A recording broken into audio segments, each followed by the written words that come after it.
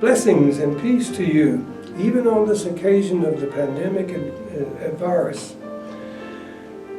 This reminds us who's really in charge. And as we approach the celebration of Easter, let us be reminded of who is truly in charge. One of the readings from Lent comes from Luke chapter 15. Let me read it to you. Jesus continued, "There was a man who had 2 sons. The younger one said to his father, 'Father, give me my share of the estate.' So he divided his property between them.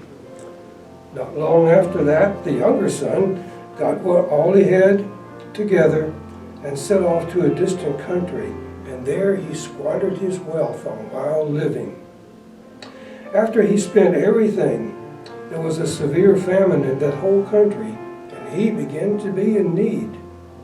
So he went and hired himself out to a citizen of that country, who sent him out into the field to feed pigs. He longed to fill his stomach with the pods that the pigs were eating, but no one gave him anything. When he came to his senses, he said, 'How many of my father's hired servants have food and to spare? And here I am, starving to death.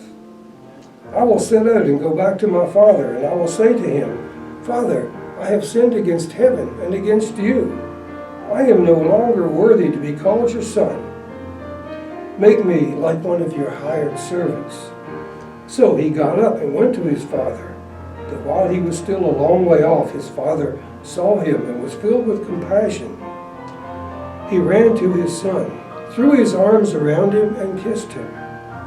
The son said to him, 'Father, I have sinned against heaven and earth, and against you.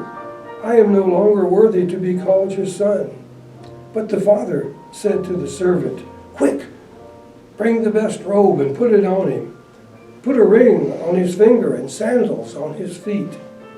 Bring the fatted calf and kill it. Let's have a feast and celebrate. For this son of mine was dead and is alive again. He was lost and now is found.' So they began to celebrate. Meanwhile, the older son, was in the field. When he came near the house, he heard music and dancing. So he called one of the servants and asked him what was going on. 'Your brother has come,' he replied, 'and your father has killed the fatted calf because he has him back, safe and sound.' The older brother became angry and refused to go in. So the father went out and pleaded with him.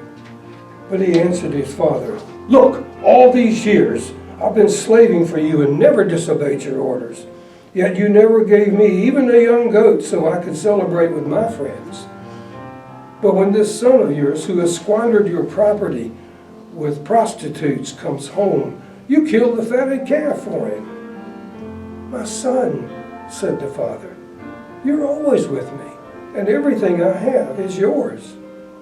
But we had to celebrate and be glad because this brother of yours was dead, and now he's alive. He was lost, and now he is found.'" We call this story the prodigal son.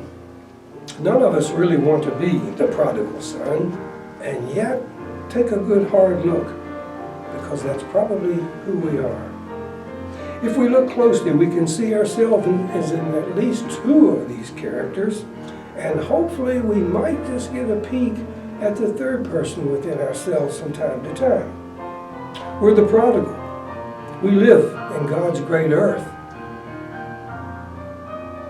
the Garden of Eden, as it were.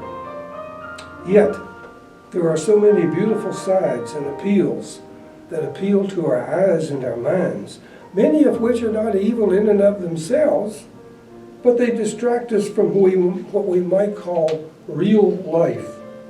We're bombarded daily with temptations promising us greatness, fun, and much, much more. The son wanted to see the world. He wanted to enjoy life. He wanted to be free of the bondage that he thought he was in.